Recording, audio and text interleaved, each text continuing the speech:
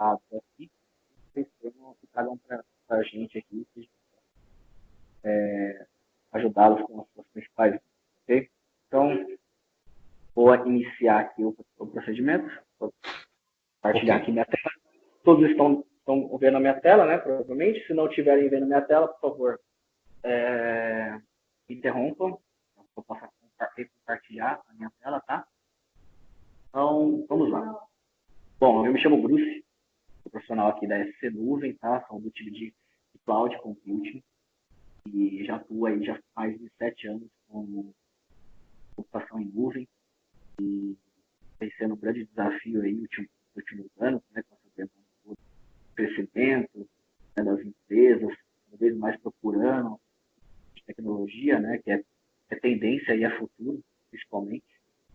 Então, cada vez mais há um interesse, há o conhecimento, há pesquisa, há procura por entendimento de como funciona essa tecnologia. Bom, nós vamos falar aqui principalmente um pouquinho dos tópicos aqui. E, né, opa, a gente vai falar um pouquinho de cloud computing, tá? Vamos falar também da redes virtuais nesse primeiro momento, como que funciona o data center do Azure, do Microsoft, né, que é o principal aqui, onde eu sou um especialista nesta nuvem, tá? A gente vai falar um pouquinho dela aí para vocês, e um pouquinho de cloud, acho que muitos de vocês já conhecem, já sabem os termos, mas é legal frisar alguns pontos que são bem interessantes para reviver também e relembrar de alguns pontos, né, que às vezes possa ter passado em branco aí e tudo mais, tá? Então, né, a nuvem da Microsoft, né, a gente escolhe o que é a nuvem melhor, né, com certeza a gente sabe disso, tem diversos desafios aí para essa jornada de movimentação para a nuvem, que as empresas têm que cada vez mais se especializar e também fazer os investimentos para estar levando seus workloads para a nuvem, tá? Então, aqui a gente tem alguns grandes players, né, do mercado, então é uma corrida, né, dessa parte de computação. Nós temos o Azure, a AWS, temos Google, Oracle e da IBM aí, e tem muitos outros players que estão nascendo, que estão correndo atrás dessa tecnologia, que é a novidade. Então, assim, hoje a Microsoft e a AWS são os principais concorrentes, os principais players de mercado que são consolidados. O Google está vindo logo atrás aí também, seguindo, e o Oracle e o IBM, que são os principais, quem iniciou, já tem aqui por volta de uns 10 anos, que já começaram a investir nesse tipo de tecnologia, tá? E aqui nós temos uns principais tipos, né, os mais conhecidos, né, da comunidade de cloud computing, que é o IaaS, né, o Infraestrutura como Serviço, onde eu tenho a minha infraestrutura, né, imagina o nosso data center com clientes de casa, meus servidores, meu rack, né, só que tudo isso numa localidade onde eu não tenho acesso a ele. Então, eu ofereço, eu sou um player, um Microsoft, e estou oferecendo a minha estrutura para vocês construir ela como serviço. E a parte de IaaS, que é o foco do treinamento, e depois os próximos módulos, nós vamos avançando para cada tipo de serviço. O IaaS, ele te permite, né, criar servidores, redes, firewalls e diversas outras configurações, storage, como se eu estivesse dentro do meu ambiente local, só que tudo bem mais otimizado, né, tratando como um serviço. O PaaS, que é a plataforma como serviço, é um serviço que eu tenho um pacote de desenvolvimento, né, de informações, eu tenho meus dados, eu quero não quero me preocupar com o gerenciamento do meu hardware, das tecnologias, eu não preciso me preocupar com o sistema operacional, atualização, com rede, com essa camada mais física, né, nesse modelo, porque eu só me preocupo com o meu desenvolvimento, com a minha programação, com o meu código, né, que eu vou subir essa estrutura, e essa camada toda outra de configuração fica o player estar gerenciando isso transparente, tá? E o SaaS, que é o software como serviço, né? O exemplo do Office 365, é onde a gente tem aí um portal de gerenciamento. A gente não gerencia basicamente nada, né? Nem hardware nenhum tipo de configuração, eu não levo dados para lá, e simplesmente é um portal onde eu crio e faço tudo por ele, gerencio usuários, né? Eu dou bastante exemplo do Office 365, que é um software de serviço na nuvem, tá? E tem os outros tipos aí, que é uma sopinha de letrinhas, né? Tem bastante informações sobre serviço agora, tudo é como serviço. Computação de nuvem é um serviço. Então a gente tem o DaaS, que é o desenvolvimento como serviço, temos o AAS, né, que é o Communication as a Service, temos o DB, Database as a Service, temos o Security e temos o Disaster Recovery também como serviço. Um serviço para fazer meu desastre. Eu quero fazer um DR do meu ambiente para a nuvem. Então, como é que eu faço isso? Eu tenho meus hacks aqui dentro da minha estrutura. Eu quero fazer um DR para a nuvem. Como funciona? É um serviço também que você pode instalar no seu ambiente e fazer essa movimentação e usar a nuvem como o seu segundo site, né, com o seu DR. Né? Então, você economiza também nesse tipo de configuração e tem bastante empresas que estão buscando esse tipo de tecnologia também no mercado. Tá? Então, lembrando que nessa estrutura, a gente está falando aqui da parte do IaaS, então eu tenho meu pacote. Meu pacote de dados de software, então eu gerencio aplicações, eu gerencio os dados, eu gerencio meu sistema operacional, eu gerencio minha parte de camada de virtualização, meus servidores, meu storage e minha rede. Isso no ambiente local, né? Então, tudo isso você gerencia, esse pacote todo. Quando eu vou para a nuvem, modelo de infraestrutura, eu estou trabalhando em 3 modelos. Eu posso trabalhar nesses 3 modelos, são os mais conhecidos. Né? Então, onde que eu gerencio aqui no infraestrutura? Eu vou gerenciar minhas aplicações, então eu vou instalar softwares nos meus servidores, eu vou subir uns serviços, então eu vou subir um IS, né, um site, vou jogar meus pacotes de dados, vou jogar um banco de dados, vou rodar, vou atualizar o sistema operacional, vou gerenciar esse sistema operacional. Isso você faz via, como se estivesse dentro da sua estrutura. Só que eu não vou lá no meu hack, eu não vou lá no meu data center. Isso daí fica com o provedor de serviço. Então, essa parte, essa camada de virtualização, de servers, histórias de rede, é tudo montado por ele. Então, eu não me preocupo com o hardware aqui, simplesmente com a configuração. No plataforma como serviço, eu só me preocupo com meus dados e com a minha aplicação. Como eu falei, não preciso me preocupar agora aqui com o sistema operacional, se eu precisar atualizar, se ele está precisa de atualização, se precisa de antivírus, enfim. Aqui tudo é gerenciado pelo player. Simplesmente eu pego, eu tenho o meu site, eu tenho uma linguagem específica, por exemplo, PHP, eu tenho todo ele pronto, eu subo esse serviço como se é um servidor, só que eu não tenho acesso ao sistema operacional. Então, ele me dá as ferramentas no portal, onde eu vou pegar todo esse meu código e vou subir via FTP, sabe? Ou via um repositório, e ele automaticamente vai identificar o meu código e vai subir meu site, sem eu precisar ter que fazer nada. Não precisa ir lá, instalar um IF, não precisa instalar um Apache, não precisa instalar um Engine para poder fazer esse tipo, para o meu site ficar pronto. Simplesmente escolho a camada que eu quero subir um web app, quero subir um site serviço. Então ele sobe no servidor e você só sobe o seu código e ele está pronto. E no software como serviço, como eu falei, a gente não gerencia as aplicações, os dados e nada. Eu tenho um portal de gerenciamento, eu faço tudo por ele, sem acesso nenhum ao servidor, sistema operacional, aos dados que estão sendo armazenados. Por exemplo, né, no posto. E aqui, deixa eu achar aqui para não atrapalhar vocês. Vou deixar aqui no cantinho. Então, aqui a gente tem umas definições que é muito importante para quem está iniciando e quem está usando, principalmente nuvem. Né? Nós falamos que nuvem redução de custo. E desde que nós conseguimos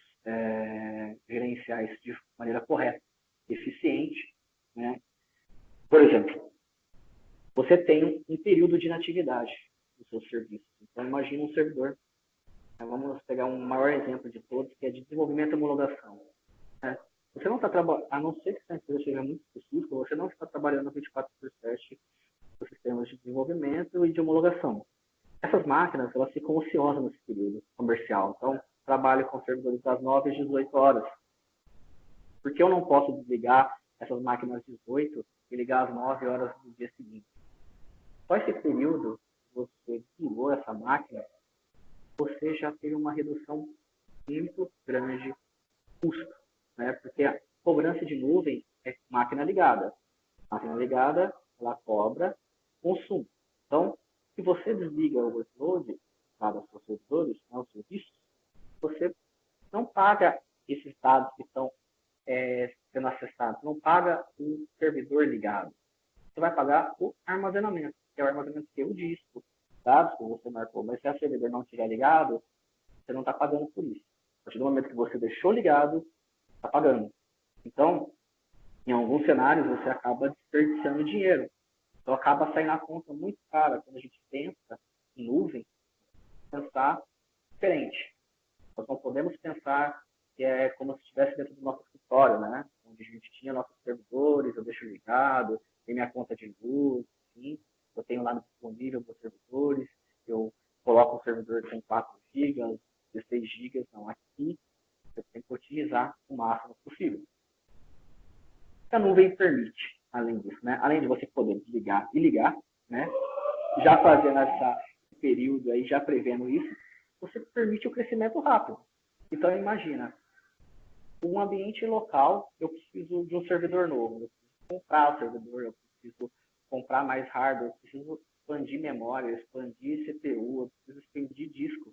Na nuvem, isso aí torna-se muito mais fácil o crescimento, porque você gerencia tudo pelo portal e você consegue fazer esse crescimento. Então, eu preciso de um servidor que estava a 8 GB, eu quero que ele suba para 32 GB de memória. Eu vou lá com um clique e ele sobe. Eu já tenho isso disponível para mim. Isso permite o seu crescimento, né? Então você não precisa se preocupar com o hardware, principalmente com o disco, né? Imagina queimar um disco e você ter que depender de levar o seu data center, trocar o disco. Se não tiver estoque no disco, o que eu faço? Aqui não, estou estourando espaço em disco, eu posso adicionar um outro disco. Então é tudo mais rápido e eficiente. Tá? Outro ponto muito importante para quem cuida de nuvem é que eu defino, migrei para a nuvem, eu defino um plano. O que é esse plano? Uma máquina que tenha, sei lá, 2 core e 4 GB de memória. Eu estou rodando a minha aplicação, cara, e ele tem uns picos, né? Esses picos eles chamam de picos imprevisíveis, né? Às vezes subiu a quantidade de acessos ao seu site e você não estava prevendo isso e fez com que o seu site caísse. Se o CPU atingisse 100%, né? Então, o que a gente vê de cenário? Às vezes, nós vamos para a nuvem, escolhemos um plano e esse plano não está adequado às suas necessidades. Você não fez um plano, né, para falar se esse plano atende esses picos, né? Então, é importante, quando você passa uma jornada para a nuvem, você defina um plano e vai falar assim, olha, eu vou trabalhar esses 2 cores, 4 gigas e vai me atender o mês todo. E eu pode ter esses picos, essas flutuações, né? E o meu site vai estar 100%. Ah, mas eu atingi o 100%. O que eu posso fazer? Tem cenários. Por exemplo, vamos pegar um cenário que uma empresa, fechamento do mês dela, e ela tem um sistema de ERP, é bastante acessado, no final do mês para fechamento de contas e tudo mais. Você pode prever que nesse período, que tem mais demanda, mais acesso, permite que você troque o plano. Então, uma máquina de 2 core, 4 GB de memória, você pode mudar ela para um 8 cores e 32 de memória nesse período, deixando ela ligada pelo período de uma semana, 2 semanas. A partir do momento que passou esse período de fechamento e os acessos diminuem, você volta o plano para o que estava. Isso, você fazendo essas movimentações de plano, você também está reduzindo, né? Então, você reduz drasticamente os custos. Então, se você comparar o seu ambiente local com nuvem, se você for fazer nos as-is que a gente fala, né, como ele é, minha máquina tem 2 core e 4 GB de memória, eu levo desse jeito para a nuvem. Será que isso daí é o ideal? Não. Pode ser sim, pode ser que não. Por quê?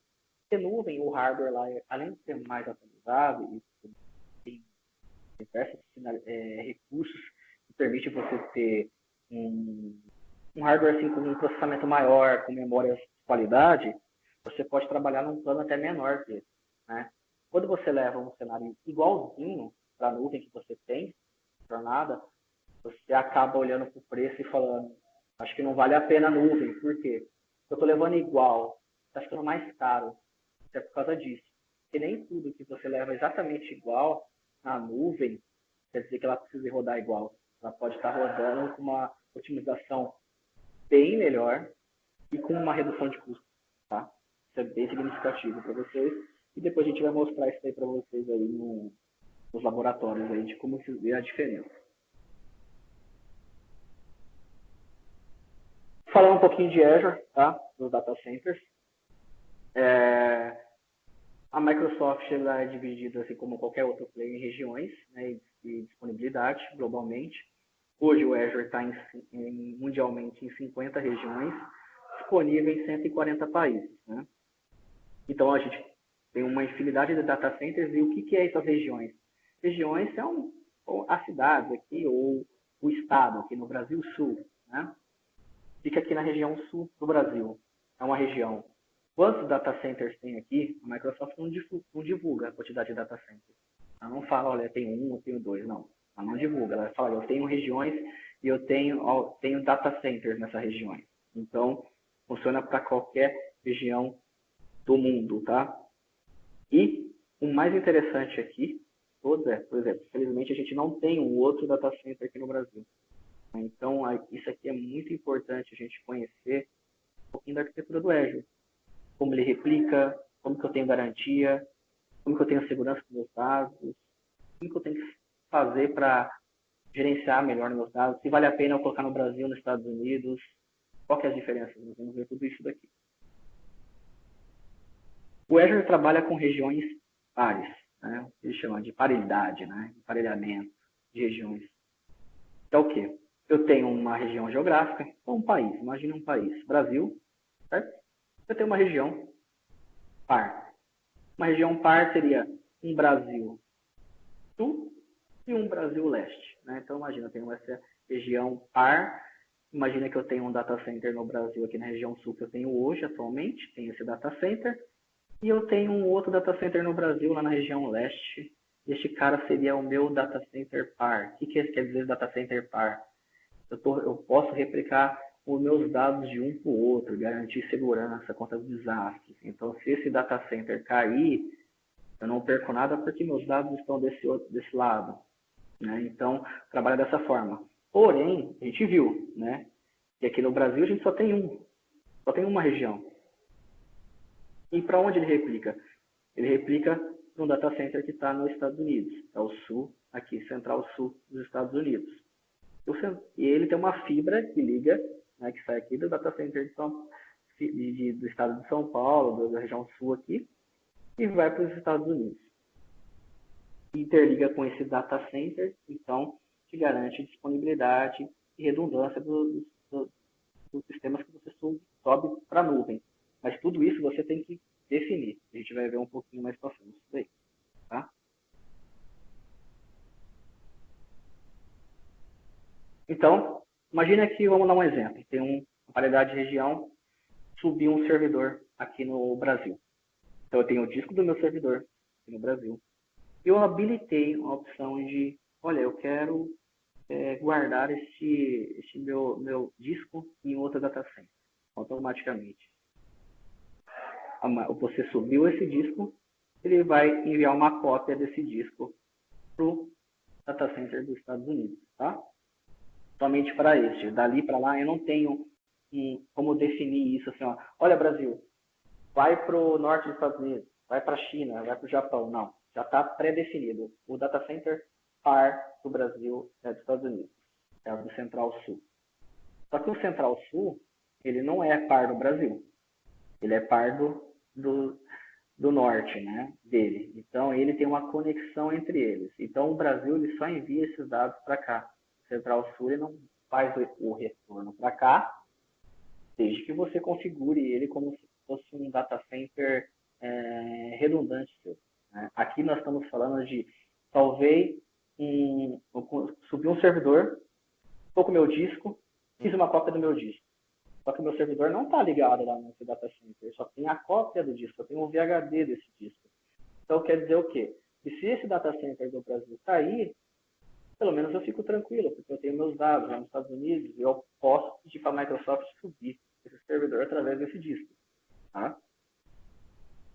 E o que essas opções aqui, né? São as zonas, as regiões que estão disponíveis, né?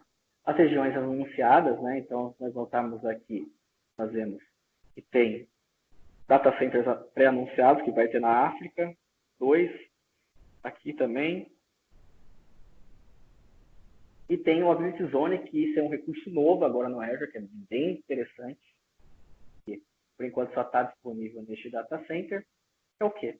Eu posso, em vez de fazer a cópia desse disco para um outro data center, fora do meu geográfico, né, da região geográfica, eu posso fazer uma cópia desse disco em data centers da minha zona. O que é data centers da minha zona? Eu tenho aqui no Brasil vários data centers. Vamos imaginar, tenho 3 data centers aqui no Brasil. E quando eu subir um servidor, ele pode fazer cópia desse disco nesses data centers, né, no Brasil. Então, se der um problema no data center que está localizado, vamos imaginar, em São Paulo, e eu perdi meu servidor, ele não vai cair. Por quê? Porque ele vai estar já replicado para um outro data center, vamos imaginar, em Campinas.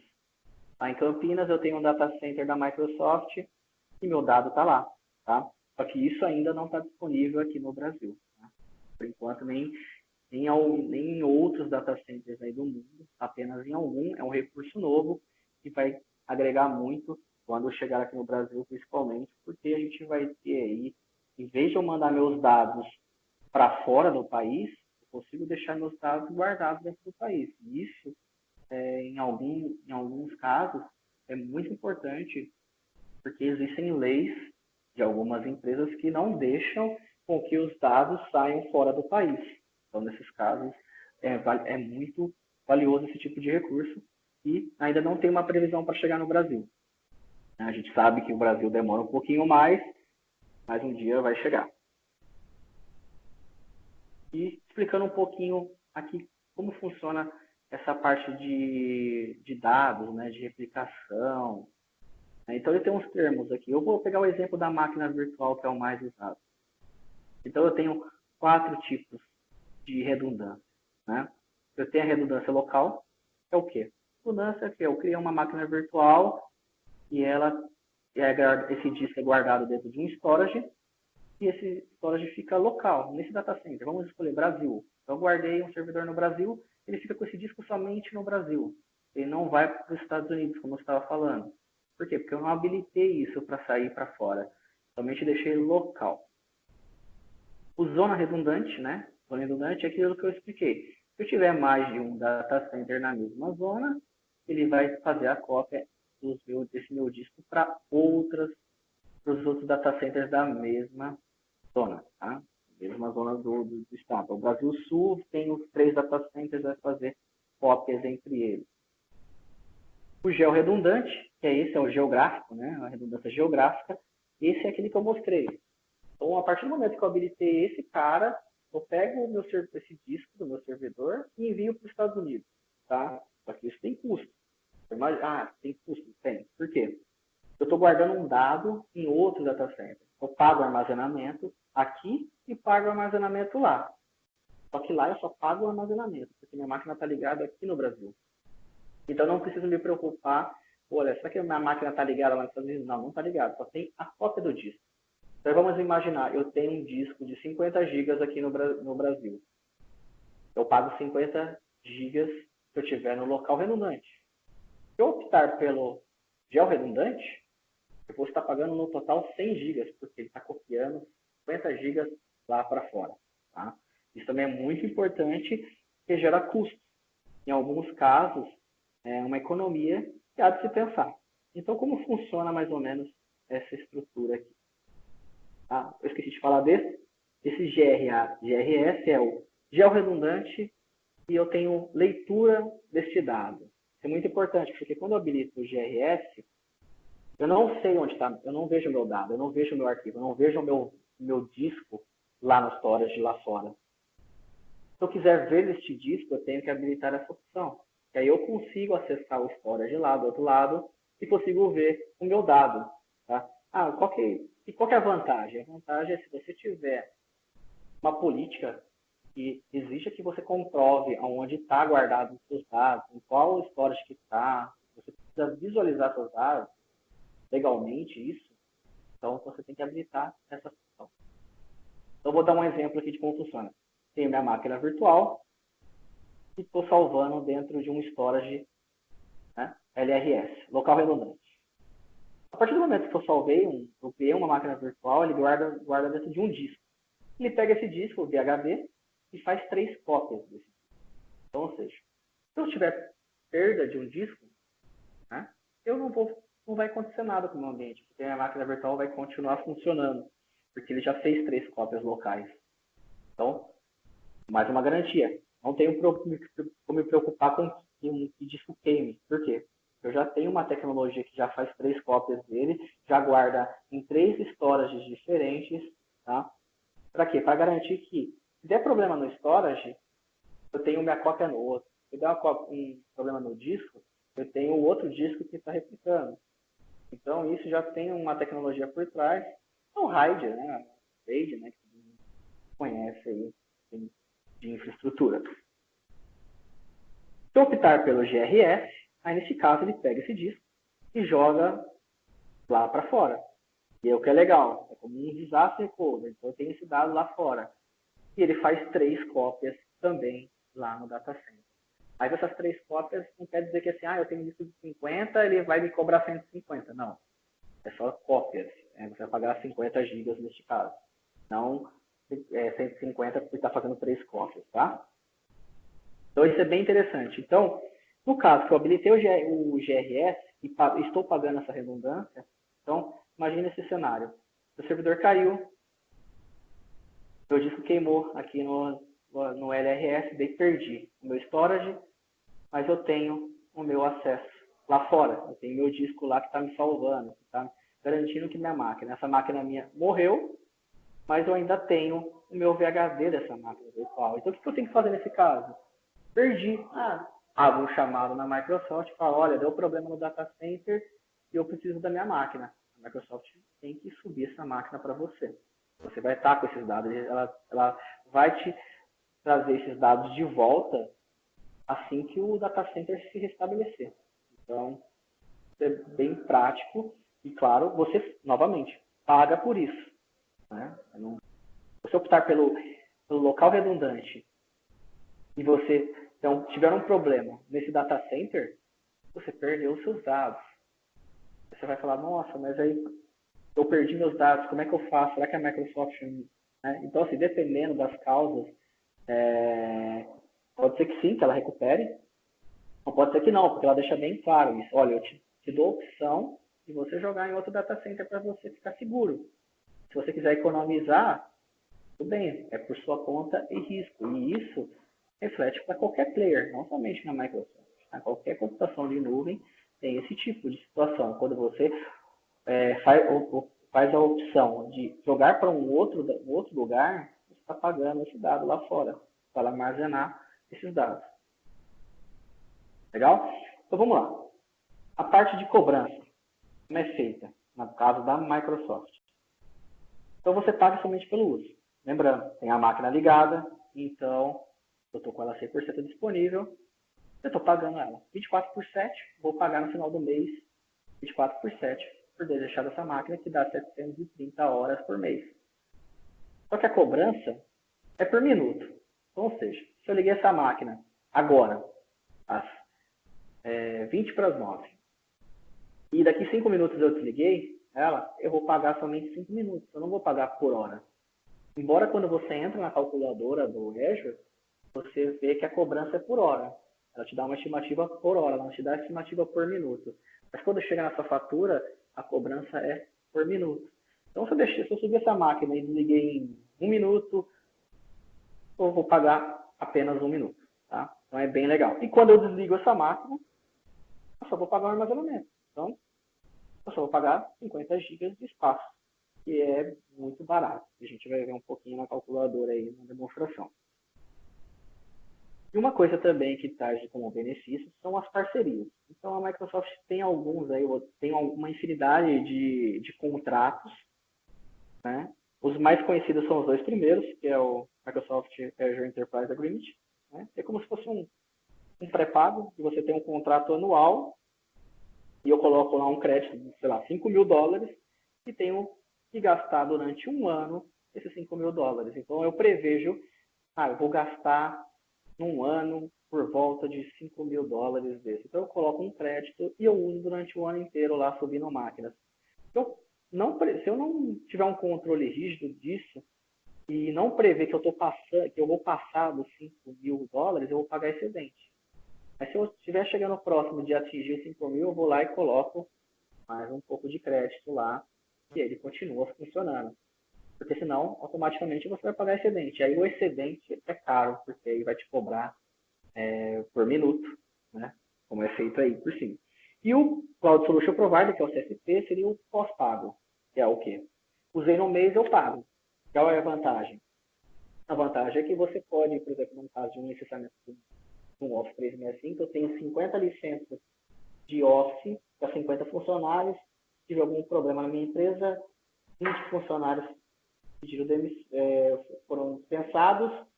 E aí no próximo mês eu falo assim, não, agora quero que você cancele 20 licenças e só deixe 30. É importante porque você vai economizar. No Azure, mesma coisa. De repente eu tenho vários servidores de clientes. Aí eu fui perdendo cliente. Eu vou desligando essas máquinas ou vou matando essas máquinas. E no próximo mês você tem uma economia. No caso do crédito, não, porque você já pagou antecipadamente, você colocou aquele valor. Então você subindo, a única vantagem que você vai ter neste caso é que você vai economizar. Só que, cara, em um ano, se você não usar os $5.000, você perde esses dados. Ele não é acumulativo, porque você previu. Então, novamente, tem algumas diferenças entre os contratos, tá? Então, são os dois mais usuais aí do mercado. Agora, falando um pouquinho de modelo, né, do Microsoft Azure, ele é formado por dois portais.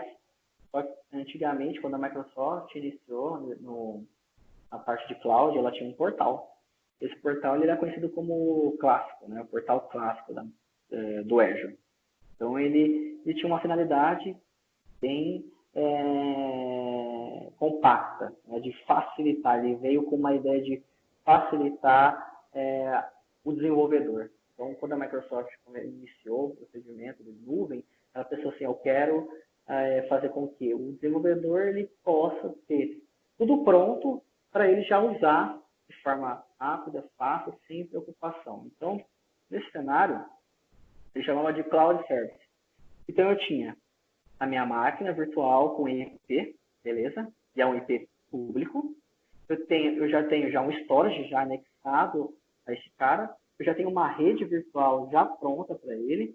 E já tenho um load balance com endereço de IP. Então, tudo isso aqui ele já vinha aqui pronto. Quando eu subia uma máquina virtual, ele já me dava load balance, já me dava subnet, já me dava um disco, já me dava IP. Então, se eu subisse um AD, né, um Active Directory na nuvem, ele já vinha com IP, já vinha com IP público, já vinha com tudo. Então, eu tinha que fazer o quê? A partir do momento que estiver prontinho, eu tinha que ir lá e ficar mexendo. Esse não vai ter IP, esse vai ter isso, esse vai ter aquilo. Mas, a finalidade, ele já vinha totalmente pronto para facilitar. Então, ele era bem mais fechado. Né? Então, o que acontece? Conforme foi evoluindo as arquiteturas, a pessoa falou, opa, na hora de eu me atualizar, de eu inovar. Então, ela lançou um novo modelo, que é conhecido como um novo portal, que é o Azure Resource Manager. Né? E aí, ele é baseado em recursos, né? Ou seja, eu separo. Eu quero, por exemplo, assim, eu quero uma máquina virtual, ela vai ter uma placa de rede, ela vai ter um IP, ela vai ter um storage, só que tudo esses bloquinhos, eu vou dizer no momento que eu estiver criando o que eu quero. Então, por exemplo, eu crio um grupo de recursos e dei um nome para ele de máquinas virtuais. Então, eu vou lá, subo uma máquina virtual, ele vai me adicionar lá uma máquina, uma placa de rede, um storage para armazenar, e essa máquina vai ter o IP, né, o IP da local vai ter o IP local para pegar o DNS, ela vai pertencer a uma subnet dentro de uma rede, e aí eu falo, eu quero ter um load balance e quero ter um IP público, né? Então, isso daqui já começa a te fazer perguntas e você começa a gerenciar essa camada, já não vem pronto para você tudo isso. Eu falei, no modelo antigo já vinha um load balance, já vinha tudo isso pronto. Agora eu posso separar em grupos de recursos. Eu posso, por exemplo, eu falei um exemplo da máquina virtual, mas eu posso ter, por exemplo, tem um grupo de rede. Aí eu só vou lá e crio uma placa, uma rede e adiciono nesse grupo. Eu quero um grupo para load balance. Eu tenho um grupo chamado load balance e adiciono todos os load balance. Então o gerenciamento ficou melhor. Por quê? Porque agora eu posso dividir entre minhas equipes. Então imagina que eu tenho uma equipe de segurança que só mexe com redes, firewalls e segurança de liberações. Então eu falo assim, olha, eu separei minha rede, separei meu firewall, separei meu load balance e vou lá falar para o meu time. O time de segurança vai ter permissão somente a esse grupo de recursos. Então, quando ele entrar no portal, ele só vai ver exatamente o que ele tem que ver. E o time que trabalha com servidores, ele não precisa ver a parte de rede, porque a parte de rede é com o time de segurança. Então, meus servidores aqui do grupo, o time de servidores você vai ver a máquina virtual, vai ver a rede, e vai ver o IP, e vai ver o storage. Ele não vai ver a parte do firewall e de rede. Então, eu consigo já ter uma gerência, né, melhor dos meus recursos dentro da nuvem. E eu posso ainda, inclusive, atribuir ACLs de permissões, que eu chamo de Network Security Group, de liberar a porta, que entra, que sai, que bloqueia dentro do Edge. E aqui, né, os dois endereços, né, e posso te dizer que esse portal antigo ele já está em desuso. Né? Quem já usa o modelo muito mais antigo da Microsoft, quem usava as máquinas clássicas, quando você entra nesse portal, você já é direcionado para esse portal novo. Então, você, nesse portal novo, você já consegue ver seus recursos clássicos. O que a Microsoft pede? Que você faça a migração desses recursos para o ambiente novo, para o modelo novo. Tá? Então, existem scripts, existem softwares que fazem esse tipo de conversão. É muito importante, a Microsoft informa disso. Se você está no modelo antigo, por favor, atualize, porque para você receber sempre o melhor, né? O melhor em questão de gerenciamento e performance. E aqui é a carinha do antigo, não sei se vocês já tinham essa visão aqui, né, do portal, quem trabalhou, mas basicamente essa telinha. E agora nós temos essa tela nova que constantemente está sendo atualizada, inclusive essa imagem minha aqui está um pouco desatualizada, porque tem alguns itens aqui novos, mas a cara é basicamente a mesma. A Microsoft tem um Marketplace, né? Então, o Marketplace é uma área onde você vai instalar todos os seus recursos prontos. Então, eu quero uma máquina virtual, eu vou lá um Windows Server. Tem um Windows Server 2016, 2012, 2008. Eu quero subir um Windows com um SQL Server. Já vou instalar um servidor já com SQL instalado. Vou instalar um Ubuntu. Vou instalar um Oracle. Vou instalar um Firewall, um aplicativo de Firewall, um FortiGate, um Barracuda. Tudo isso pronto. Então, em vez de eu pegar e falar assim, olha, vou subir um servidor lá, um Windows. Vou instalar o IS e vou instalar um banco de dados. Por que antes de eu fazer isso, só se for opção minha. Mas eu posso, para otimizar o meu tempo, já procurar aqui um SQL com o IS e já subir os dois serviços ao mesmo tempo. E depois eu só vou lá e configuro.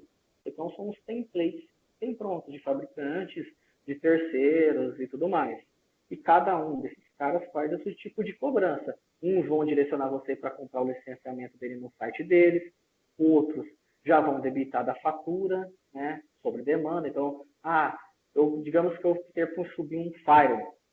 Eu subi um firewall na nuvem e estou pagando o uso dele, né, conforme vai debitando por hora. Mas se eu precisar do licenciamento dele, Aí eu vou lá e compro o licenciamento para ter os tipos também de benefícios dentro dessa camada de firewall, tá? E a Microsoft também incentiva e está investindo muito forte em open source. Então, serviços cada vez mais em open source, já tem SQL rodando em Linux, já tem integrações com sistemas de Android. Então, cara, uma infinidade de produtos voltados para open source. Então, hoje a Microsoft e qualquer outro player de mercado, ele oferta serviços. Eles chamam o conceito do Open Cloud, né? Uma cloud aberta. Venha para mim e pode usar o que você quiser aqui. Se eu tiver disponível essas ferramentas, você pode usar. Isso é bem legal, porque antigamente, né, era bem difícil a gente ver isso, né? Microsoft, parte de licenciamento, com open source, era uma eterna briga. Agora não, agora é tudo lindo, maravilhoso. Se você tem seus workloads em open source, venha usar a nuvem do Azure. Vamos ver uma demonstração rápida aqui. Vou ver aqui se alguém tem alguma dúvida. Se tiverem dúvida, pode me chamar também se eu não vi aqui. Meu som ainda está cortando ou está tranquilo, Francisco? Vê se melhora aí, tá? Vou falar um pouquinho mais alto. Ficou bom, ficou bom. Ficou bom. Obrigado. Beleza. Então vamos lá. Vou demonstrar aqui um pouquinho do portal. Então, portal, né? Azure.com. Eu tenho uma conta aqui minha, Gmail. O que é importante aqui nesse caso? Você tem uma conta live, né? O que eles falam de conta live Microsoft? Uma conta live.com, msn.com, hotmail.com, outlook.com, e-mails que estão no domínio Microsoft. Então, esse meu Gmail não mas eu cadastrei ele para ser. Então, se eu tiver algum domínio, eu posso vincular com parte do Live ID da Microsoft. Então, com isso, eu já consigo acessar um portal.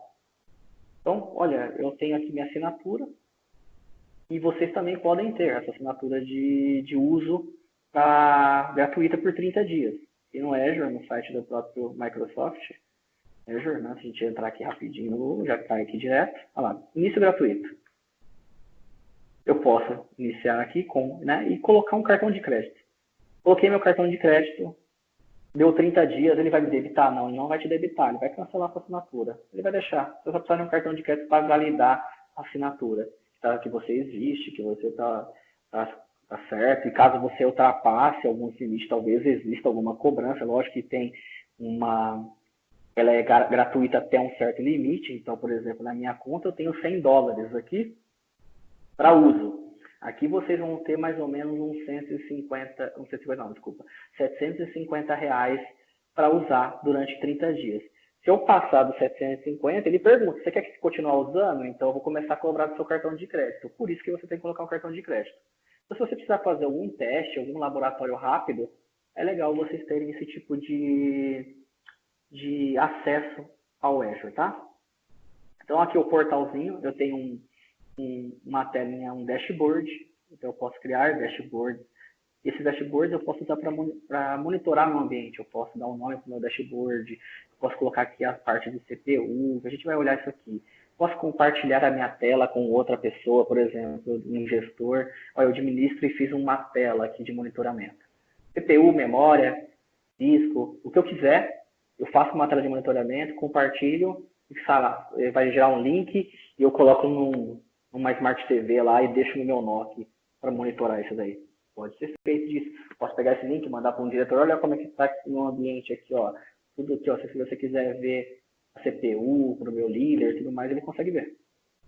Então, a Microsoft aqui tem os diretórios. Então, se você tiver mais de uma assinatura, antigamente a gente clicava aqui, ele abria uma infinidade de assinaturas.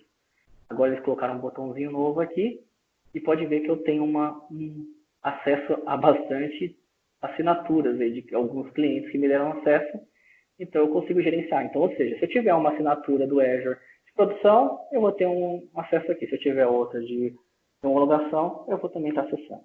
Tá? Então, o portal do Azure abre um chamado, né? Se eu estou satisfeito, passar um feedback. Eu posso customizar, colocar uma tela preta, um fundo branco. Eu posso mudar a língua para português, inglês, né? Vou deixar aqui escuro. E vou dar um apply. Eles introduziram o Cloud Shell. O Cloud Shell aqui é um cloud na nuvem, então é um PowerShell ou é um Azure CLI. O que esses caras fazem? Esses caras permitem você gerenciar a nuvem por linha de comando. Então, tudo que eu faço aqui com cliques, eu consigo fazer por scripts. Qual que é a vantagem disso, de eu fazer por script e não fazer pela telinha? É porque o script vai ser muito mais rápido o processamento. Então, imagina assim, se eu precisar construir 50 servidores para atender uma Black Friday, então, imagina eu fazer isso no portal uma por uma. Eu vou levar, sei lá, uma semana, 2 semanas para criar tudo isso. No script não. Eu posso falar assim, ó, crie uma máquina de 1 a 50 e deixa rodando. E ele sai criando uma atrás da outra. Então, a partir do momento que eu habilitei aqui o Cloud Shell, eu posso já começar a dar comandos do PowerShell que eu conheço. Azure, né, Get, Azure, RM. RM, isso é legal. RM de Resource Manager, modelo novo. Por quê? O modelo antigo também era PowerShell. E eu não usava RM. Então, para mim ver os meus recursos do modelo clássico, eu tinha que usar somente Azure e usar os comandos. Ó, tanto que nem jamais funciona aqui. Mas se eu der um Azure RM e der um VMs, ou Virtual Network, como ele apareceu aqui, vamos ver aqui, máquinas virtuais. Ele vai mostrar as máquinas que eu tenho aqui no meu ambiente. Então, eu tenho 2 servidores. Eu tenho um servidor de Docker e tenho um servidor aqui caseiro. Eu dei o nome de caseiro server, que é um Linux server, 2 Linux, o plano. Então, eu já consigo fazer alguns comandos aqui para visualizar quais são as minhas subscriptions. Né? Eu tenho várias, né? Subscrições lá. Ele vai me mostrar quais são as minhas assinaturas que eu tenho disponíveis aqui. Vamos ver. Ele vai aparecer somente essa, vai aparecer as minhas todas. Isso é muito importante, porque se você estiver gerenciando várias assinaturas, olha lá, tem a minha aqui, o Tenet, é tudo meu. É tudo igualzinho. Se você estiver gerenciando um PowerShell sem ser o da nuvem, por exemplo, estiver fazendo um PowerShell aqui, ó, eu tenho um PowerShell na minha máquina, vou dar um login no Azure, ó. Login Azure RM Account. Ele vai me gerar uma URL. E essa URL vai fazer eu conectar com o código. Ele gerou aqui. Isso aqui eu instalei, tá, gente? Eu instalei o PowerShell na minha máquina. Em vez de eu usar o Cloud Shell. Selecionei meu usuário. Ele entrou no aplicativo e ele já vai atualizar aqui rapidinho, que eu já vou estar conectado. Então, se eu tenho 10 assinaturas para gerenciar, quando eu estiver usando o PowerShell, eu tenho que tomar muito cuidado, porque eu posso estar criando recursos em assinaturas que não deveriam ser criados. Então, imagina, eu tenho 10 clientes, e aí um cliente me pediu para me subir um servidor, e eu vou lá e subo um servidor na assinatura errada, começa a cobrar um cliente que não deveria. Então, ele já conectou, já apareceu que conectou com o meu e-mail, e já conectou numa assinatura default, que é essa aqui, Azure, uma assinatura X aqui. Ele está carregando aqui, daqui a pouco a gente vai ter acesso à console e já vai conseguir dar comandos, criar máquinas e tudo mais, via PowerShell. Enquanto isso, deixa eu fechar aqui, vamos falar um pouquinho aqui. Então, você pode gerenciar tanto na sua máquina, instalando o PowerShell, a Azure PowerShell, então, eu instalar o Azure na minha máquina. Azure PowerShell. Instalar, configurar. Você seguir nessa receita de bolo, você vai conseguir instalar o Azure na sua máquina e vai começar a dar comandos da sua máquina direto para a nuvem. O Cloud Shell é exatamente para quê? Se eu estiver num lugar onde eu não tenho uma máquina, por exemplo, eu não estou com o meu notebook, e eu fui acionado por um plantão e eu preciso fazer uma coisa urgente que só envolve PowerShell, eu vou lá no hotel que eu tiver, vou lá no computador, na Lan House, pago 1 hora, vou lá rapidinho, logo no portal do Azure, já abro o console aqui e digito meus comandos. Se eu precisar fazer alguma automação, isso aqui já facilita muito, tá? Vamos ver se já carregou aqui, ainda não. Como eu tenho bastante assinaturas, ele demora um pouquinho. E aqui eu tenho todos os meus serviços, né, disponíveis. Tudo que a nuvem tem de melhor a oferecer. Então, todos os recursos do Azure eu tenho funções de web, containers, Service, Kubernetes, parte de disco. Então, assim, todos os produtos virtuais, Traffic Manager, todos esses caras aqui, nós vamos estar apresentando eles para vocês nos próximos módulos. Nós vamos começar a avançar cada vez mais nesses caras. Hoje nós estamos dando uma introdução mesmo ao ambiente de Cloud Computing e a parte de rede. Eu tenho os storages, eu tenho CDNs, que é para fazer caches, eu tenho meus web apps, que é os modelos de PaaS, né? Tenho banco de dados, Cosmos DB, SQL, modelo PaaS. Imagina um SQL na nuvem sem eu precisar acessar o servidor, ele já tem o meu banco pronto. Tudo isso aqui a gente vai ver.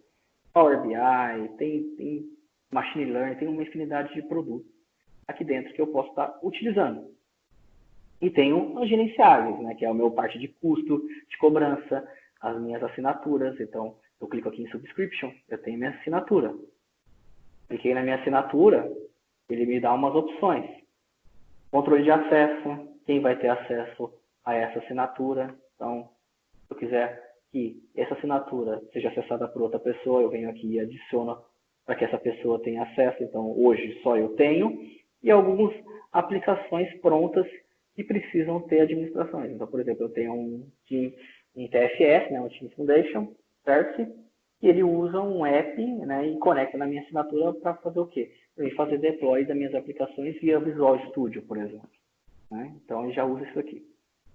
Então, o portal, ele tem essa listinha inteira, esse menu do lado esquerdo, e eu posso navegar, eu posso colocar meus favoritos, eu posso tirar o que eu uso no dia a dia, eu posso colocar o Marketplace, e ele vai adicionando aqui. Ele vai colocando as estrelinhas aqui do lado e ele vai adicionando lá embaixo. Ó. Marketplace, né? Então, beleza. Aqui é um portalzinho bem fácil. E com o tempo vocês vão usando, vocês vão pegando, né, a manha dele. Ele é um pouquinho... Vai começando a complicar, ele vai começando... Vai adicionando aqui, clicando num grupo de recursos, por exemplo. Ele vai expandindo. Você vai clicando aqui, ele vai indo para o lado. Então, ele, cada vez mais ele vai aumentando a tela. Ele vai indo para o lado, ó, tá vendo? Para quê? Para que facilitar, se você precisar pegar um dado do outro lado, enfim, isso aqui facilita. Então, lembra daquele conceito que eu falei? Modelo novo, grupos de recursos separados. Então, no caso, eu tenho aqui meu grupo de recurso Docker. No Docker, eu tenho meu servidor, eu tenho meu disco, eu tenho minha placa de rede, eu tenho meu IP, eu tenho meu firewall, MSG, e tenho minha rede. Isso aqui eu optei por deixar tudo dentro desse grupo de recursos, mas eu podia simplesmente pegar e falar assim, ó, fique só a máquina, fique só o disco, só a parte de interface de rede, mas o IP e meu firewall e minha rede fiquem em outros grupos de recursos. Então, eu posso vir aqui e adicionar um grupo de recursos chamado Network, na região East West 2. Ah, isso é interessante também. Onde eu subo? Qual que é o melhor data center? Como que eu sei se vale a pena subir no Brasil ou nos Estados Unidos? Você tem que perguntar a seguinte coisa: o que para você é válido? É custo ou latência? Se for custo, Estados Unidos é mais barato. Se for latência, aí tem que ser no Brasil por causa do desempenho. Como é que eu faço essa medição? Tem um site chamado Azure Speed.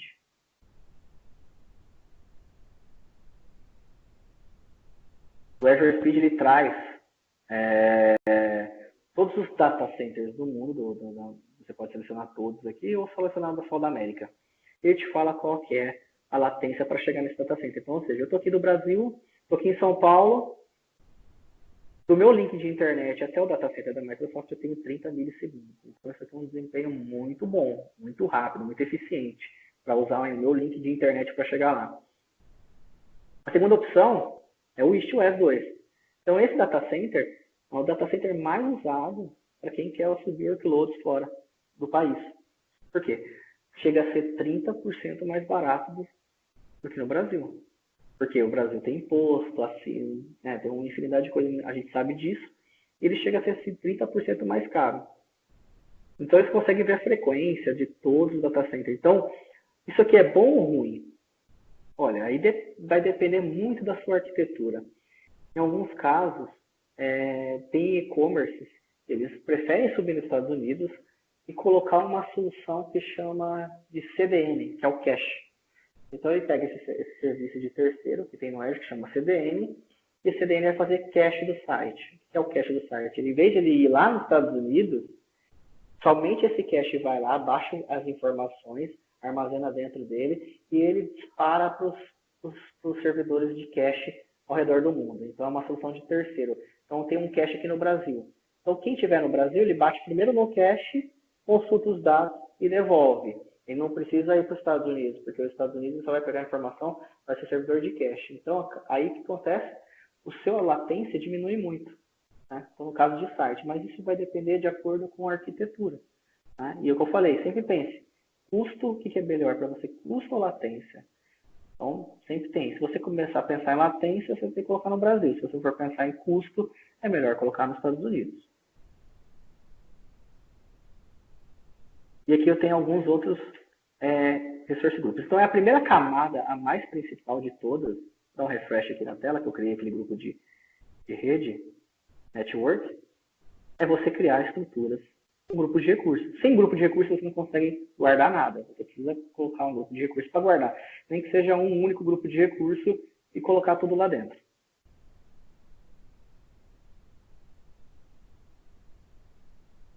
Beleza? Até aqui, essa parte aqui é bem tranquila. E esse grupo de recursos eu posso dividir. Como eu falei, eu posso criar aqui um grupo de segurança, security, e colocar só meu firewall. Estou optando pelo WishOS 2, que para mim é mais barato, então na minha assinatura aqui de teste é melhor do que eu subir no Brasil. Posso subir um grupo de recursos de máquinas virtuais. Bruce, como que eu gosto de mapear aqui os meus recursos na nuvem do Azure? O que você recomenda? Eu julgo uma boa arquitetura aquelas que são definidas com nomenclaturas padrões que a Microsoft recomenda e dividido por serviços. Então, vamos imaginar, eu tenho um banco de dados SQL. Eu vou chamar ele de Resource Group, posso fazer um underline, SQL. E vou adicionar um grupo de recursos. Meu servidor de SQL, eu deixo ele aqui, nesse grupo. Eu vou pegar lá o meu ERP. ERP. E vou adicionar o servidor nesse grupo. Pô, legal, Bruce, olha como é que tá ficando. RG, grupo, depois, vamos lá, um outro serviço. Vamos dar um exemplo aí de solução. O meu web. Então, meus sites vão ficar aqui, meus servidores de site, meus servidores de banco. Eu quero um CDN, como eu falei. Vou colocar um serviço de CDN aqui. E estou criando um grupo de recursos, tá vendo? E vou dividindo isso. Isso vai acabar ficando organizado e eu vou saber onde cada item está. Isso tem uma vantagem muito grande. Por quê? Eu posso pegar, imagine que eu tenho essa estrutura aqui, eu tenho esse Docker. Vou pegar o exemplo do Docker, não vou mais usar ele e vou mostrar para vocês. Tenho o Docker. Não tenho nenhum controle de acesso, eu não sou experiente, eu deixei na mão de alguém foi lá, ficou bravo comigo, falou assim, eu vou excluir os recursos dessa empresa. Então, se eu tiver todos os meus itens em um grupo de recursos, imagina que eu, em vez de ter só um servidor, eu tinha uma infinidade, todos os meus servidores aqui. Aí o fulano vai lá e vem aqui, excluir o grupo de recursos. Ele vai aqui, digita aqui e faz isso aqui. A partir daí, ele está matando todo o meu ambiente. Então eu vou perder tudo. Se eu não tiver backup, não tem o que fazer. Se eu não tiver o GRS habilitado, não tem o que fazer. Você vai abrir um chamado na Microsoft, vai falar, desculpa, não tem o que fazer. Eu não recupero esse dado. Então isso é uma falha grande de segurança. Né? Então, vamos tomar muito cuidado. Quando você divide em grupos de recurso, de repente um cara ali que você limitou só tem acesso ao SQL, ele vai pagar só esse cara. Ele só vai lá e vou pagar o SQL porque o SQL eu tenho acesso. Mas os outros, ele não vai acessar porque ele não está vendo. Agora, se ele for um administrador global e estiver vendo tudo isso, ele consegue apagar. Mas você pode bloquear ele também. Vim aqui em lock, tá vendo? Então assim, não. Você é administrador da assinatura e coloca aqui, não pode apagar. E coloca um lock. e faz isso, sem ele ver. Aí ele vai falar, opa, vou pagar o SQL lá, eu estou muito chateado com o Bruce. Vou lá e não deixa eu pagar, porque tem um lock ativado. E esse lock só pode ser movido por você, que é administrador da assinatura, você é o owner, você é o dono, só você consegue mexer nisso. Então eu tenho que pedir para você tirar esse recurso se ele quiser apagar. Então, de repente, ele criou alguma coisa errada sem querer, e ele quiser apagar isso aqui, ele tem que pedir autorização para você ver se realmente o que ele quer apagar é verdade. Aí você fala assim, beleza, vai apagar, você vem aqui e apaga o lock. A partir daí, ele consegue excluir esse grupo de recursos.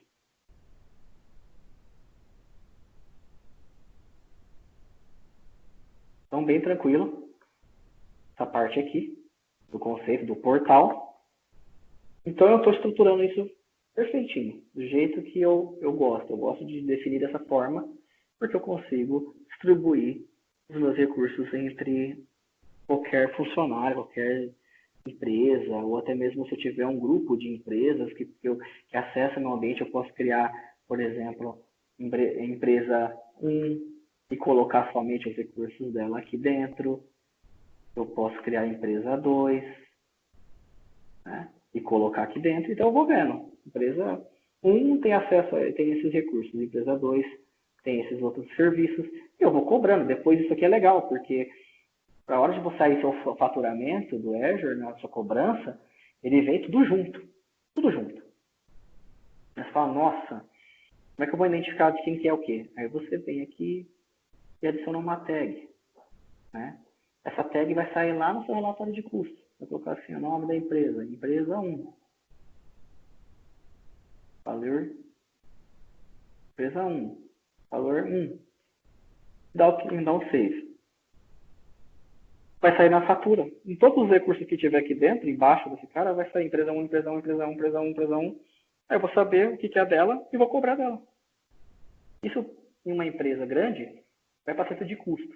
Área financeira, área jurídica. Então, cada um tem um serviço e você colocar tags aqui dentro, você consegue depois dividir e falar assim, essa área vai pagar isso, essa área vai pagar isso. Então, dividindo em grupos de recursos te torna mais gerenciável do que você deixar tudo dentro de um grupo de recurso único.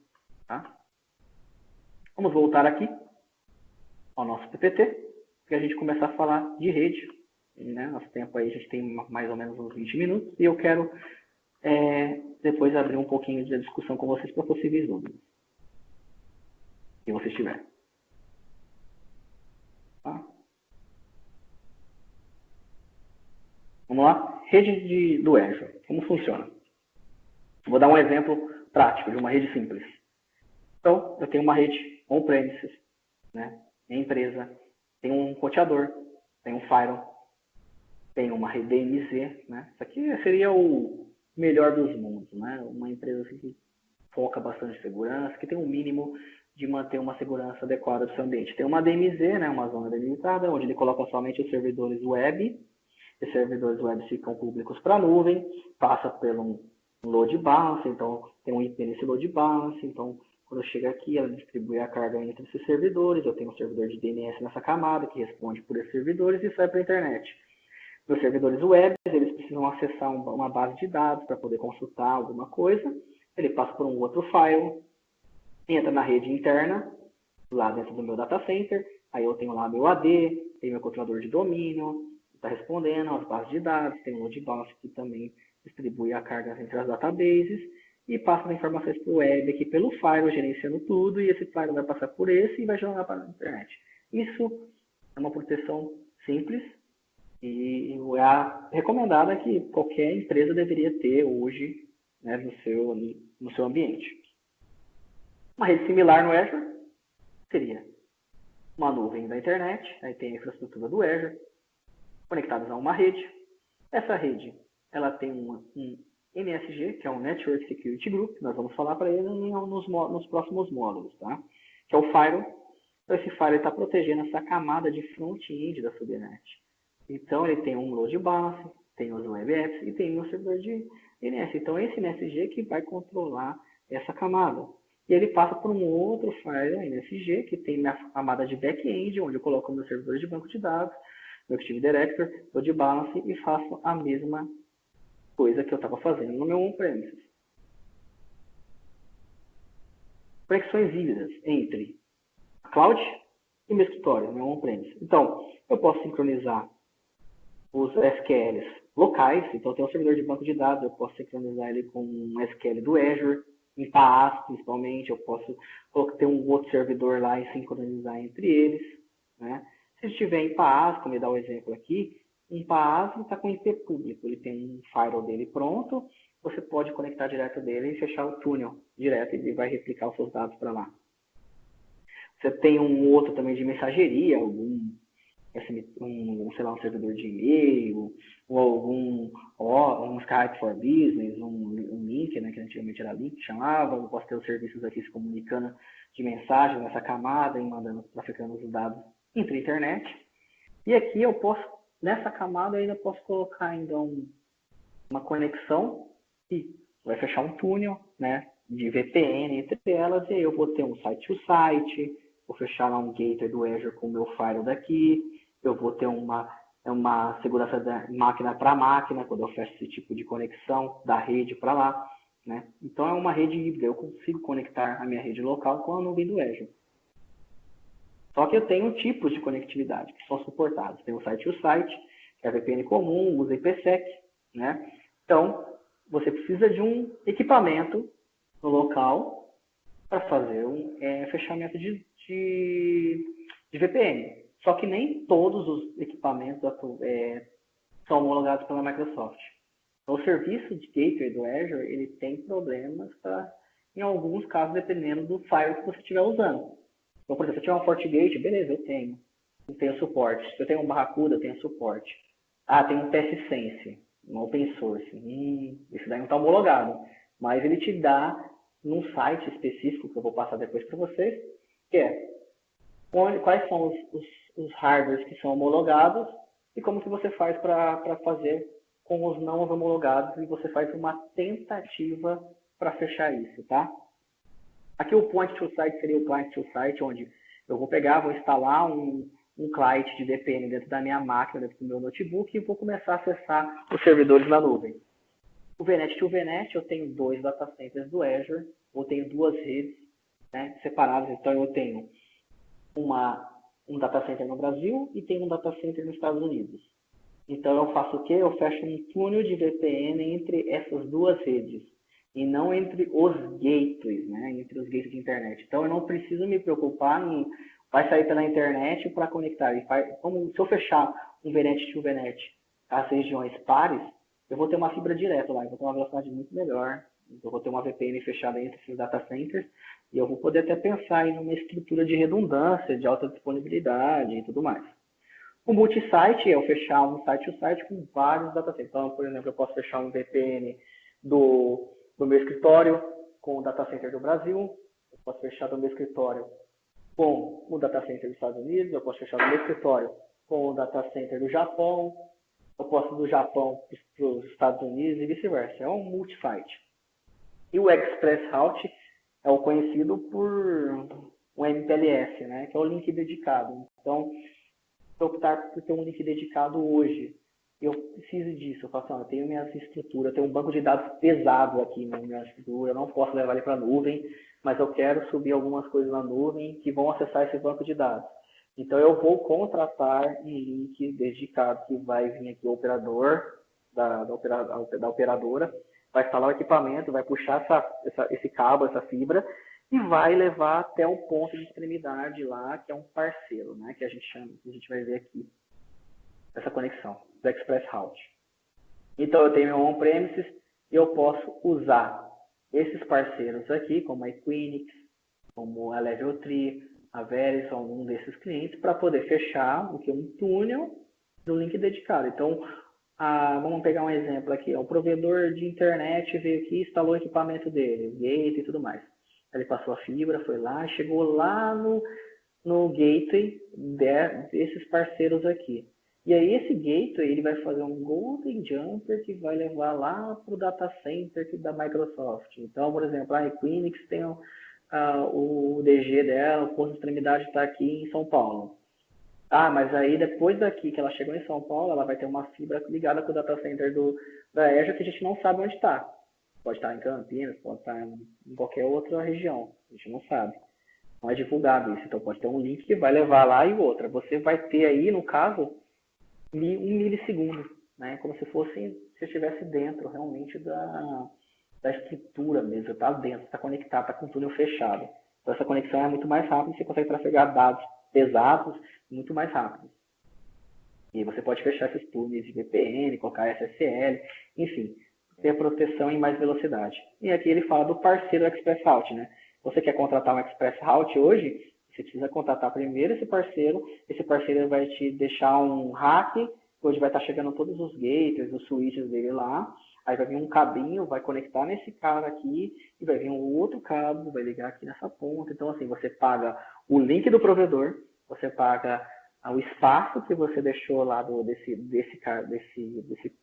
parceiro, desses hardwares, e ainda você paga o Express Route, que é essa pontinha aqui, que é do gateway desse cara para o data center da Microsoft. Então você tem 3 cobranças. Então esse cara aqui pode ficar um pouco salgado aí no final das contas aí, mas em alguns casos é extremamente necessário você usar para algumas empresas. E a parte de rede tem o pairing, né, o peering, que você pode fazer uma rede comunicar com a outra rede. Então eu tenho uma rede 10.1.16 e tenho uma outra rede 10.2.16. Essas redes, por padrão, elas não se conversam. Se eu criar uma delas. A partir do momento que eu criar um peering, ele está dando um exemplo, ele criou uma outra rede aqui. Então ele colocou uns recursos de servidores aqui, por exemplo, assim, vamos imaginar um banco de dados. E aqui eu tenho meus web. E aqui eu tenho outro servidor. Só que eu não consigo pingar de uma para a rede. Então eu falo assim, olha, faça um peering dessa rede para cá, e aí eu consigo fazer com que essa máquina pingue essa máquina aqui dessa rede. E aí eu coloco um DR que é um NSG, tá? É um Fire, aqui, uma tabela de roteamento que vai colocar aqui e falar assim, você só vai comunicar com esse cara aqui na porta 3389, ou 22, ou qualquer outra porta. Coloca um Fire aqui. Porque se eu não colocar um cara aqui para dizer, a partir do momento que eu fechar o peering, eu estou fazendo pingando a rede completa, eu estou pingando todas as portas. E aqui ele também dá um exemplo, use lá o Remote Gateway. Ele colocou aqui o cara e veio acessar o gateway para cá, então, ou seja, para ele ir para uma VPN, para o escritório, essa máquina chegar lá no on-premise, lá no escritório, ela tem que passar por essa rede, conectar nesse gateway e vir para cá, porque esse cara está fechado com um escritório on-premise. É ele que vai comunicar, ele vai voltar e vai transacionar. Só que eu não tiver o peering, eu não me comunico com ninguém, porque são redes separadas, tá? Ah, mas esse peering só funciona para dentro do mesmo data center. Então, ou seja, eu tenho que estar, se tiver Brasil, então eu tenho que ter redes dentro do Brasil. Se eu tiver assinaturas diferentes, então eu tenho um ambiente de produção e tenho um ambiente de homologação. Então, assinaturas diferentes, são portais diferentes. Eu consigo fechar um peering entre eles, desde que eles estejam obrigatoriamente no mesmo data center. Tá? Vamos mostrar rapidinho para vocês. Vamos criar uma rede. Rede virtual, põe aqui em adicionar. Vou dar um nome. Como eu falei, nomenclatura que eu gosto de usar, VNet de Virtual Network. Eu coloco AZR para identificar que é uma rede do Azure, mas você pode colocar qualquer coisa aqui no nome. O nome é você que dá, você gerencia. Particularmente eu gosto de colocar dessa forma, seguindo as melhores práticas. Então eu posso colocar AZ e o nome da empresa 1, por exemplo. Né? Para identificar que é da empresa 1, a rede do Azure. E eu vou dar um endereço para essa rede, 192.168.0/, vou colocar /23. /23 vai me permitir um range de IPs de 512 endereços, então eu posso até ter 512 servidores nessa rede. Posso colocar /24 e ter 256. Vou colocar 23. Por quê? Microsoft aqui tem um conceito de fazer subnet. Então eu tenho esse range e eu vou fazer subnet desse range. Eu posso fazer o quê? Colocar front-end, separar meus servidores entre as redes. Por quê? Por padrão, ele vai comunicar todo mundo com todo mundo. Então, se eu deixar a rede toda, o bloco inteiro, e deixar no default, todo mundo vai conversar com todo mundo, o banco de dados que está disponível para a internet vai começar com o banco de dados, aí eu estou abrindo as portas para um possível ataque. Lembra que eu criei o grupo de recurso, network, olha que legal. Isso é importante. Crie todos os grupos de recursos primeiro, faça um mapa, olha, eu vou ter esse servidor, eu vou ter esse network, eu vou ter o segurança, eu vou ter o servidor da empresa 1. Vai colocando, conforme você for criando os recursos, você vai selecionando já o grupo de recurso, então automaticamente ele já vai identificar a localidade, tá vendo? Isso é importante porque, imagina, eu estou criando uma rede. Se eu vim aqui no Create New, colocar assim, network, com esse nome, ele vai falar que já existe. Eu vou colocar aqui no Brasil. Vou colocar assim, nome 1. Coloquei qualquer coisa. Ele criou outra rede. Aí eu estou criando tal, e de repente você colocou esse servidor em outra localidade, em outro grupo de recursos, eles não vão se conversar. Então isso é muito importante, você definir o grupo de recursos aqui agora, para ele poder identificar aqui embaixo, tá?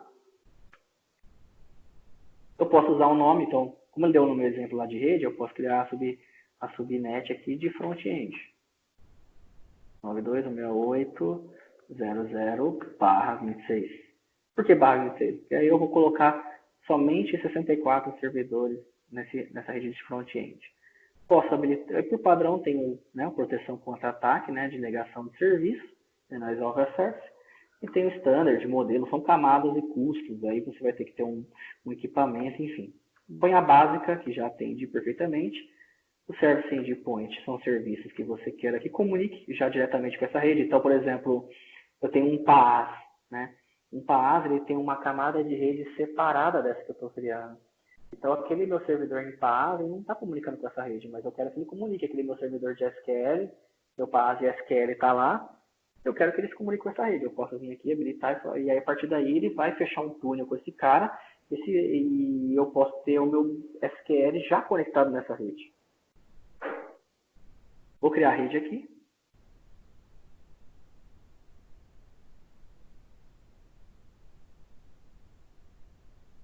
E vou criar mais uma para demonstrar também como é que funciona a conexão do peering.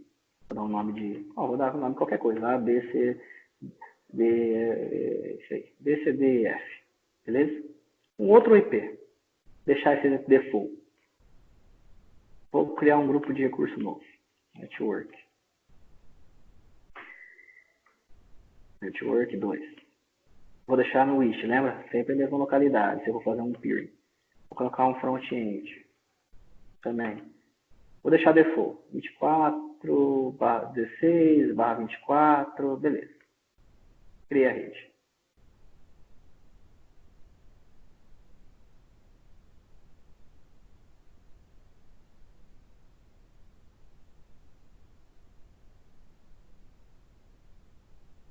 Beleza, criou as duas redes, como a gente pode ver, na mesma localidade. E aqui, dentro da rede, quando eu for adicionando máquinas virtuais, ele vai aparecer nas placas de redes aqui dentro. Aqui eu consigo ter um log, então, por exemplo, o que está acontecendo, o que as pessoas estão administrando, o Bruce, o que o Bruce está mexendo, o que o Bruce está adicionando no subnet, o que o Bruce está adicionando máquinas virtuais, ele vai logando tudo aqui durante 90 dias. Lembra das permissões, eu posso vir aqui e falar que o João vai ter acesso somente a esse recurso.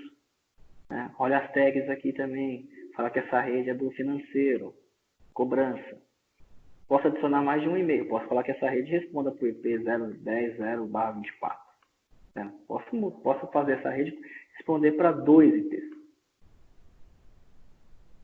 Posso ver os dispositivos conectados. Posso criar outros subnets. Isso é muito importante para você separar. Back-end, lembra? Aqui. Um front-end do 1/26. Vou manter o /26 para seguir a ordem.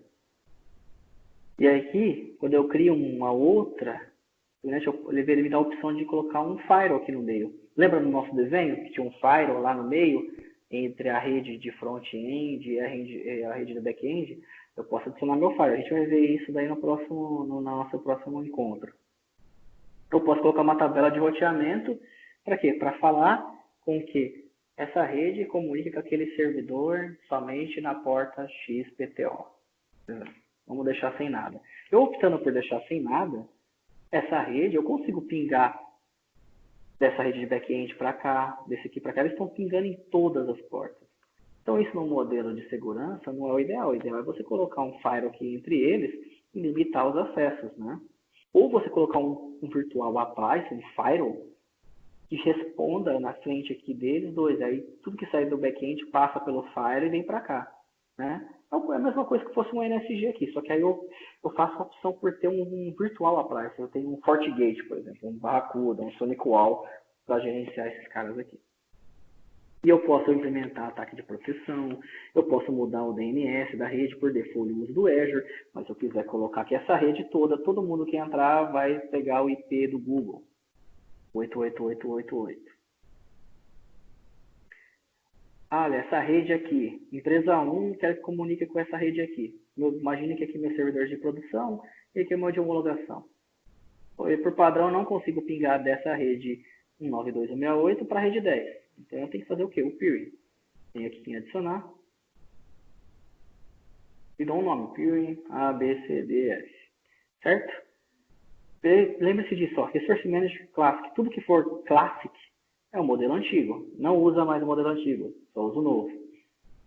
Se você saber o Resource ID do recurso, Resource ID, eu já vou mostrar ele para você. Você pode colocar aqui direto, ele já vai identificar qual que é a rede. Mas se você não lembra disso, ele te dá a assinatura que você quer. Então, lembra-se, se tiver uma outra assinatura, ele vai achar. Ele permite, desde que esteja dentro do mesmo data center. Se eu colocar aqui do Brasil, ele vai dar erro. Então, eu vou colocar aqui dos Estados Unidos. E aqui eu posso habilitar, ó. Habilitar o tráfego entre as redes. E se eu tiver um gateway entre elas, eu posso também fazer com que o gateway seja transitivo e passe as informações do gateway. E vou dar um OK. Vou habilitar somente o tráfego entre essas redes.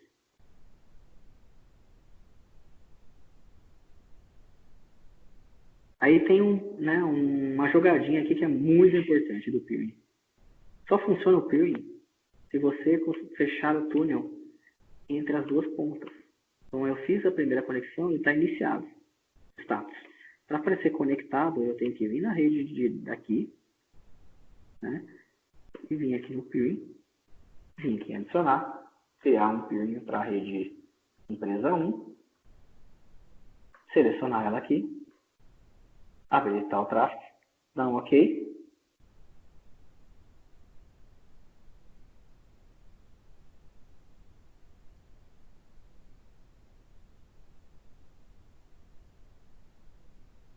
E vamos dar um update aqui na tela e ver que está conectado. A partir daí, todos os servidores que tiver nessa rede conseguem pingar aqui e esse vice-versa. E aí eu, lógico, vou ter um firewall para controlar isso, né? Lembra lá no nosso desenho, né? Nosso desenho fala isso, aqui da estrutura que eu fiz. Eu tenho um NSG aqui e ele vai controlar essa camada de back-end e de front-end. E aí o peering que eu fiz aqui foi esse. Tem uma VNet A, uma VNet B, fechei a conexão, vamos imaginar com esse aqui, né? Empresa 1 e a ABCD, fechei o peering, aí eu posso colocar todos os recursos e começar a limitar o tráfego aqui, colocar a rota, que vai comunicar, enfim. Porque sem o peering eu não vou conseguir pingar. São redes separadas, para o Azure ele entende que são redes totalmente diferentes, estruturadas. Então, imagine que se eu estiver gerenciando, eu tenho uma assinatura onde eu vou gerenciar diversos clientes, eu posso ter uma rede para cada cliente. Eu posso ter uma rede única e dividir um cliente por cada subnet. Eu posso ir criando subnets aqui. Eu posso colocar cliente 1, cliente 2, cliente 3 e vou subnetando essas redes. E depois eu venho aqui, coloco um firewall e ninguém vai conversar com ninguém, somente com aquilo que cada um tem acesso e direito, tá? Aqui eu tenho um diagrama. Então, conforme você for montando e adicionando máquinas, ele vai me montando um diagrama de rede aqui, vai falando quais são os dispositivos que estão conectados, quais são as conexões que estão com essa subnet e tudo mais. E eu posso abrir um chamado, caso eu tenha um problema nessa rede direto. Em vez de eu vir aqui e abrir um chamado aqui, eu vou ter que ficar preenchendo, se é rede, o que é o problema. Se eu já sei que está com problema nessa rede, eu já venho aqui direto, clico abrir um suporte do Azure, ele já vai falar qual que é o problema, já vai preencher tudo para mim bonitinho, ó. Problema técnico, assinatura, rede virtual, qual que é o recurso. Então eu só vou preenchendo aqui e ele já vai fazendo diretamente tudo, tá? Vamos ver se eu seguir aqui, se a gente não deixou passar nada. Vamos ver se voltando lá, lembra do meu PowerShell? Estava aqui, ó, eu já consigo dar comandos para ver assinaturas. Lembra que quando eu fui no Cloud Shell, eu só conseguia ver a minha assinatura porque eu estava direto naquela assinatura conectada. Olha agora. Agora eu consigo, estou vendo todas dos meus clientes. Então, por default, ele está conectado nessa. Então, se eu não selecionar a assinatura que eu vou trabalhar aqui pelo PowerShell, vou ter um problema. Então, eu vou selecionar aqui a assinatura que é minha. Quer ver? Aqui. ID. A partir do momento que eu dou get. Get é para mostrar a assinatura. Aí eu vou dar um select aqui. Tá? Todos esses comandos a gente consegue encontrar na documentação da Microsoft. Selecionei, a partir do momento que eu estou selecionado, eu estou dentro dessa assinatura. Então eu já consigo visualizar meus recursos lá dentro. Consigo ver as máquinas virtuais. Olha lá, tem uma máquina lá, Docker já nem aparece mais porque eu excluí. A rede virtual que a gente criou. Tá vendo? Então aparece tudo aqui, qual que é o IP, os prefixos, informações. Todas as informações. Então eu posso gerar scripts. Vamos ver aqui, eu tenho um script aqui, vamos ver. Tenho alguns scripts prontos. Criar máquina virtual, deixa eu ver, create, deixa eu pegar aqui, ver se eu consigo achar um simples aqui pra gente ver rapidinho. Vamos lá, new, deixa eu ver, new. Eu tenho um script pronto, tá vendo? Variáveis, grupo de recursos. Posso colocar lá, grupo de recursos, né? Eu criei um grupo de recursos de SQL, vamos pegar o nome do grupo. Empresão, vamos usar a empresão, vamos ver se a gente consegue matar essa parte aqui e colocar a localidade. List OS2, nome da máquina virtual, Bruce, VM. Entre com o usuário e com a senha da mensagem da credencial aqui. Ele vai pedir quando eu der executar. Aí tá falando aqui, ó, nome do grupo de recursos, ó, novo resource group. Ele vai criar, vamos dar um nome aqui, para ele criar um grupo de recursos 3, empresa 3. Aqui ele está dizendo, vou criar o grupo de recursos empresa 3, na localidade Wish West 2. Cria subnet. Cria uma nova rede virtual chamada MySubnet com esse endereço. Cria a rede virtual nesse grupo de recursos também, na localidade chamada de My Virtual Network nesse prefixo. Crie um IP público para essa rede, crie um security group, tudo mais, tal, qual que é o plano da máquina, P1, e depois ele pega tudo isso e executa. Vamos executá-los aqui. Vamos ver se ele vai pedir o usuário. Eu vou dar um nome de admin, vou dar uma senha. A senha deve ter pelo menos 12 caracteres. Senão ele não deixa. Olha lá, apareceu aqui. Está começando a executar o script. Já apareceu aqui, criou a empresa 3. Vamos ver lá no portal? Olha lá, empresa 3. Aqui, olha lá, já criou a rede. Tudo aquilo que eu defini ali está sendo criado. E esse processo que eu fiz aqui desse comando, ele cria muito mais rápido do que eu fizesse pelo portal. O portal eu tinha que ficar lá criando rede, criando disco, criando interface, criando servidores, que a gente vai ver isso daí depois. Não é um bicho de sete cabeças, mas imagina isso numa estrutura enorme, né? Como eu falei, é um exemplo de uma Blackfire, eu preciso escalar isso para 50 máquinas, criar 50 máquinas de uma vez, né? E ele está executando meu script lá. Acabou de criar o IP público.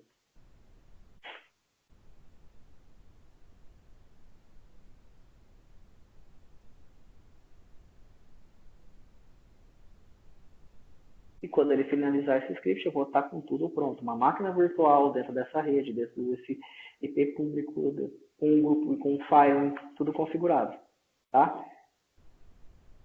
Eu vou abrir agora a parte de dúvidas que vocês tiverem, tá? E deixa eu só ver aqui se não tem mais nada no PPT. Então, aqui é legal, para quem quer estudar, pode fazer os cursos gratuitos do MGA, né? Microsoft Azure, tem bastante material, vídeos muito bons, para você conhecer cada vez mais as tecnologias. Se você pode fazer o Hands-on Lab, que é o quê? Você pode já usar.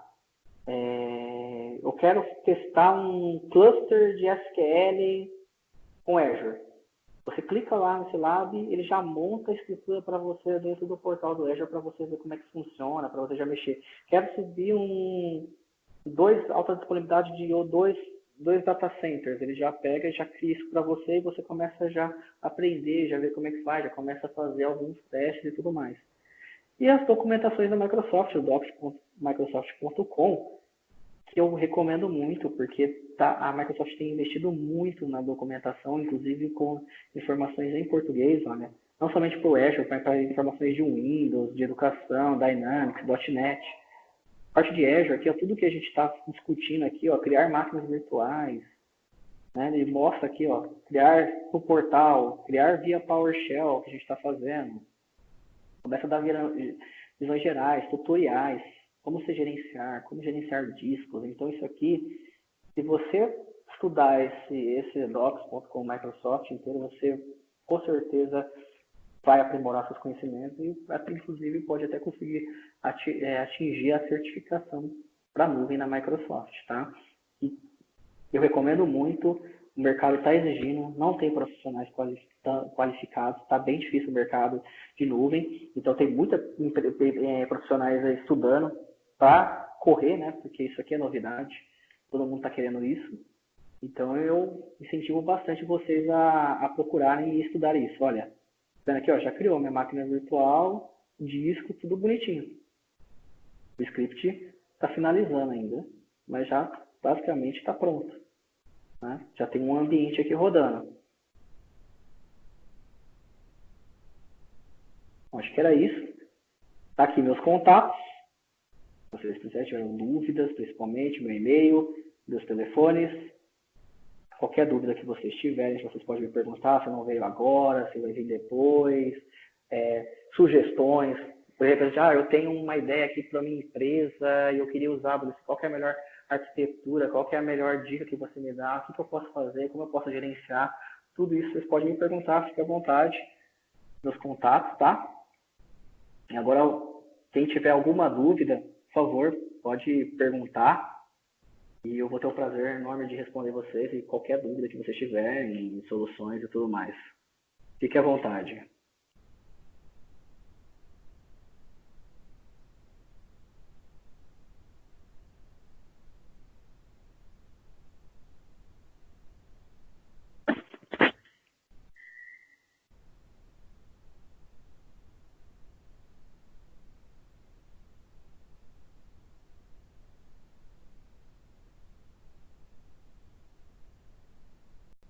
Vocês estão me ouvindo?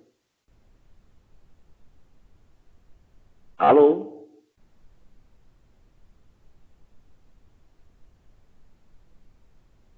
Eu espero que sim, né?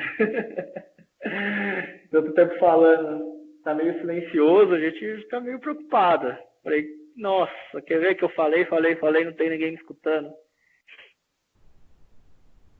Tá sem dúvidas, Carlos? Beleza. É bem tranquila essa parte. Acho que é um overview assim da parte do Azure, bem interessante, a parte de redes. Mas a nossa ideia aqui é aprofundar mesmo cada vez mais nas tecnologias. Então a gente viu a parte de rede, vai ver parte de máquinas, depois vai ver storage. E assim a gente vai começar avançando cada vez mais, até conseguir chegar num momento onde a gente vai conseguir fazer um disaster recover, fazer uma alta disponibilidade de um ambiente, inclusive configurar um load balance entre duas máquinas iguais, sites e trafegar dados entre eles e tudo mais. Então, assim, sugestões também. Bruce, eu quero ver isso no Azure. Manda sugestões, a Bruna vai anotar, a gente vai trabalhar para poder entregar isso para vocês, tá? Então, é bem tranquilo. Tá? Então, acho que mais alguém aí, se não tiver dúvida. Agradeço muito o tempo de vocês. Espero que vocês tenham gostado do material. E qualquer dúvida, crítica, né, me procurem.